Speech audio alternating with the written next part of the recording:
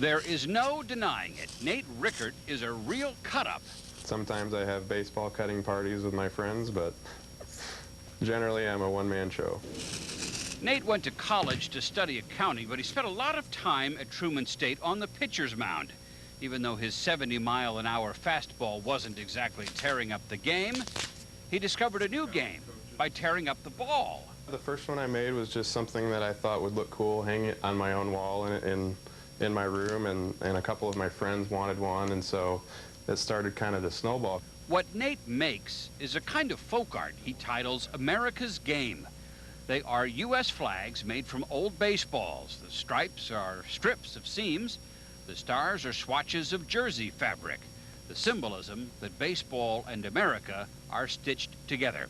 It's just such a part of our culture in general that I think it just truly represents the combination between the love of America and a love for baseball in a single image. It's just a great representation of that. Creating these pieces is not much more complicated than a third-grade art project, but it's kind of risky with the X-Acto knife, and so I wouldn't recommend doing this at home by any means. Plus you have the patent. Plus you might get a lawsuit. Nate has a full-time job as an accountant for A.G. Edwards, but he sometimes spends 20 hours a week slicing and dicing baseballs. It takes about an hour to make one flag.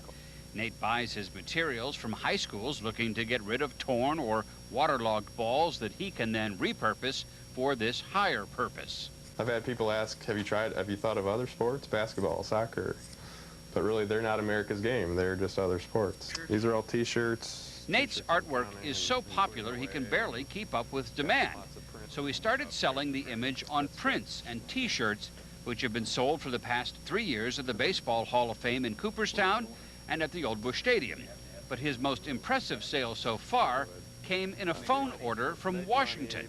They contacted me on a Sunday afternoon and called me up and said that they were personal friends with President Bush and worked in the White House in the West Wing and wanted to give him one for President's Day. So they gave me specific instructions so that I wouldn't get flagged for anthrax to get through to the White House, and shipping instructions.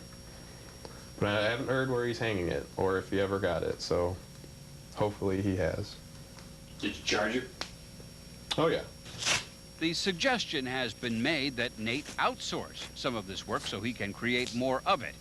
But he says America's Game is not the sort of thing that should be made someplace like China. And besides, Nate's having a ball. In Florissant, Paul Shankman, Fox 2 News.